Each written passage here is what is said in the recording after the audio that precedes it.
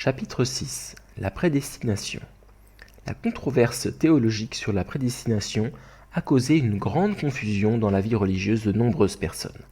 Commençons par examiner l'origine de cette controverse. Dans la Bible, maints passages sont souvent interprétés pour affirmer que tout dans la vie d'un individu, prospérité et déclin, bonheur et misère, salut et damnation, de même que l'ascension et le déclin des nations, se déroulent exactement selon la prédestination de Dieu. Paul écrivit par exemple « Et ceux qu'il, Dieu, a prédestinés, il les a aussi appelés. Ceux qu'il a appelés, il les a aussi justifiés. Ceux qu'il a justifiés, il les a aussi glorifiés. Je fais miséricorde à qui je fais miséricorde, et j'ai pitié de qui j'ai pitié. Il n'est donc pas question de l'homme qui veut ou qui court, mais de Dieu qui fait miséricorde. Le potier n'est-il pas maître de son argile pour fabriquer de la même pâte un vase de luxe ou un vase ordinaire ? On rapporte aussi que, tandis qu'il était encore dans le sein maternel, Jacob était aimé de Dieu alors qu'Ésaü en était haï. Dieu annonça leur destinée en disant « L'aîné servira le cadet ». Il existe aussi dans la Bible maints passages qui permettent de justifier la doctrine de la prédestination absolue et totale de Dieu. Mais il y a par ailleurs dans la Bible des exemples en nombre suffisant pour réfuter la doctrine de la prédestination absolue. Par exemple, Dieu avertit nos premiers ancêtres de ne pas manger du fruit afin d'empêcher leur chute. Nous pouvons en déduire que la chute ne fut pas le résultat de la prédestination de Dieu, mais plutôt le résultat de la désobéissance à son commandement. Nous lisons encore « Yahvé se repentit d'avoir fait l'homme sur la terre, et il s'affligea dans son cœur. » Si la chute avait été prédestinée par Dieu, il n'aurait eu aucune raison de se tourmenter pour des personnes déchues dont les agissements se conformaient à cette prédestination. De plus, il est écrit dans l'Évangile selon Jean que quiconque croit au Christ ne se perdra pas, mais aura la vie éternelle, ce qui implique que personne n'est voué à la damnation. La doctrine qui voit dans le fruit des entreprises humaines non seulement l'effet de la prédestination de Dieu, mais aussi celui des efforts humains est confortée par le verset biblique bien connu « Demandez et l'on vous donnera, cherchez et vous trouverez, frappez et l'on vous ouvrira ». Si chaque entreprise humaine ne devait son résultat qu'à la prédestination de Dieu, pourquoi Jésus souligna-t-il la nécessité des efforts humains ? La Bible nous demande de prier pour ceux qui sont malades, laissant entendre que la maladie et la santé ne dépendent pas seulement de la prédestination de Dieu.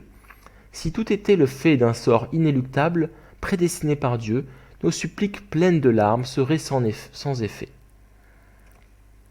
Lorsque le Dieu absolu prédestine quelque chose, on pourrait penser que cela est fixé de façon absolue et ne peut être modifié par les efforts humains. C'est pourquoi, si nous acceptons la doctrine traditionnelle selon laquelle toutes les choses sont absolument prédestinées par Dieu, nous devons en conclure qu'aucune entreprise humaine, que ce soit la prière, l'évangélisation ou bien la charité, ne saurait ajouter quoi que ce soit à la providence de la restauration. Tout effort supplémentaire, allant au-delà du cours normal des événements, serait totalement vain. Étant donné qu'il y a suffisamment d'arguments dans la Bible pour justifier l'une ou l'autre de ces deux doctrines contradictoires, la controverse sur la question de la prédestination est inévitable. Comment le principe peut-il résoudre ce problème ? Nous allons considérer la question de la prédestination en l'analysant sous différents angles. Section 1. Prédestination et volonté de Dieu. Avant de discuter de la prédestination et de la volonté divine, examinons d'abord en quoi consiste cette volonté. Souvenons-nous, Dieu ne put accomplir son but de la création à cause de la chute. Par conséquent, la volonté de Dieu en menant à bien sa providence pour l'humanité déchue est toujours d'accomplir le but de la création. En ce sens, la volonté de Dieu, c'est l'accomplissement de la restauration. Ensuite, nous devrions savoir que Dieu détermine sa volonté avant d'œuvrer à son accomplissement. Quand il créa les êtres humains, Dieu décida qu'ils accompliraient le but de la création. Quand Dieu ne put accomplir sa volonté à cause de la chute, il projeta à nouveau de l'accomplir grâce à la providence de la restauration, et il œuvre depuis dans ce sens. Dieu doit prédéterminer sa volonté et œuvrer à sa réalisation par la voie du bien et non par la voie du mal. Dieu est l'origine du bien. Ainsi, son but de la création est bon. De même, le but de sa providence de la restauration et sa volonté d'accomplir ce but sont bons. Pour cette raison, Dieu ne peut vouloir quoi que ce soit qui obstrue ou freine l'accomplissement du but de la création. En particulier, il n'a pu prédestiner ni la chute ni les péchés qui rendent les êtres humains déchus passibles du jugement. Il n'a pu prédestiner non plus des événements comme la destruction de l'univers. Si de tels maux étaient l'inéluctable résultat de la prédestination de Dieu, alors Dieu ne pourrait être l'origine du bien. En outre, si Dieu lui-même avait prédestiné de tels mauvais résultats, il n'aurait pas exprimé de regret à leur sujet, comme il le fit par exemple à propos de la dépravation des êtres humains déchus, ou bien à propos du roi Saül quand celui-ci se détourna de Dieu. De tels versets illustrent que le mal ne provient pas de la prédestination de Dieu, mais qu'il est plutôt imputable aux personnes qui n'accomplissent pas leurs responsabilités et se joignent aux intrigues de Satan. Jusqu'à quel point Dieu prédestine-t-il la réalisation de sa volonté, c'est-à-dire l'accomplissement ultime du but de la création? Dieu est l'être absolu, unique, éternel et immuable. Par conséquent, le but de sa création doit être aussi absolu, unique, éternel et immuable. De même, sa volonté pour la providence de la restauration, dont le but est d'accomplir l'idéal de la création, doit être aussi absolue, unique et immuable. Il s'ensuit que la prédestination de Dieu pour la réalisation de sa volonté, à savoir que le but de la création soit un jour accompli, doit être aussi absolue, comme il est écrit « Ce que j'ai dit, je l'exécute, mon dessein, je l'accomplis ».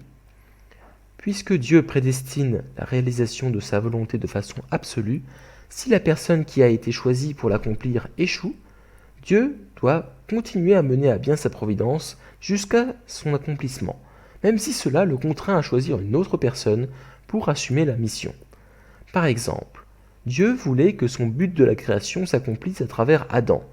Bien que cela ne se soit pas produit, la prédestination de Dieu pour sa volonté providentielle est demeurée absolue.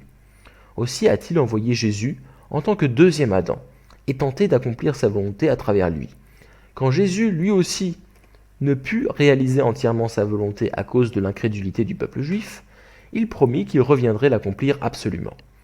De même, la volonté de Dieu était d'établir le fondement familial pour le Messie grâce à la providence avec Caïn et Abel. Quand Caïn tua Abel et que sa volonté ne fut pas accomplie, Dieu fit une autre tentative pour l'accomplir avec la famille de Noé. Quand la famille de Noé échoua elle aussi, Dieu choisit Abraham comme remplaçant et œuvra à travers lui.